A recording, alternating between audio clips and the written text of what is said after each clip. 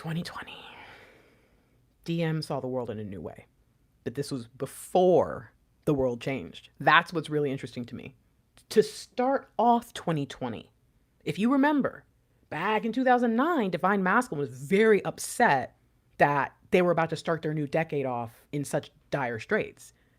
Now in 2020, they're like, okay, I gotta start fresh, like a whole new approach. What is it? Tabula rasa. I can't remember what it is, but they come in to 2020 excited. Same energy from like 10 years ago, or like more like 12 years ago at this point. And they're like, look, I'm going to do it the right way. I'm going to be balanced. I'm not going to do it too fast. I'm not going to do it too slow. I'm going to make the next decade the best years of my life. So everything around me is supporting it. It's going to be great. Everything's going to be fine. But here's the problem. That was not the divine plan.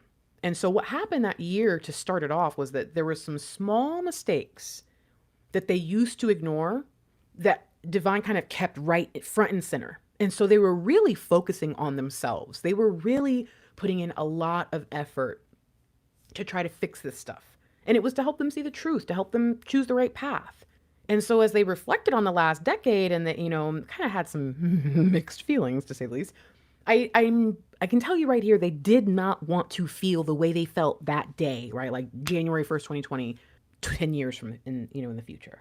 And I think that what ends up happening here is that when the pandemic hit, oh no, it destroyed them for a good couple weeks. That's what I'm gonna say. I told you guys back then that the DMs were going to be in, a lot of you actually, well, I don't know if you're here, right? But a lot of people that I worked with back then actually got into union that year with the person they thought was their DM or a true DM if they were dealing with a false twin. And that, I'll be honest, that was only about 50-50, right? Not everybody was dealing with a false twin at that time. But yeah, so some divine masculines might have actually said the new approach I'm going to take is being in a relationship and doing this with a partner instead of doing it alone. And I think that some of them might even had plans, like I'm going to come see you. It just felt like life was trying to remind them, like, get back under my thumb, divine masculine. I told you I am not fair. And so it kind of rocked them.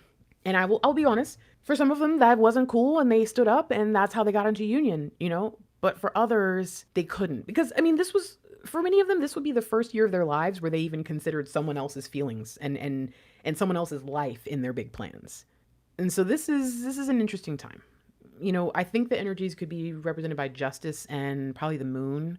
Just a lot. So yeah, to see us with this kind of major arcana, bigger picture, and in such a big year at that, this was a good year. It's just the fact that Divine was still working on them and how they got hit really hard with the change of plans. There was still a lot of DMs that it really fucked with them. And this, to me, might have been, this is going to sound weird, but some of you are going to be like, oh my gosh, this might have been because Divine knew that if Divine Masculine became awakened here, the next year is the year of destruction. Divine Masculines want to protect from destruction. So a lot of them were not allowed to be awakened in 2021 because if they were not fully awakened, like all the way on the right side, they would have used divine energy for undivine things.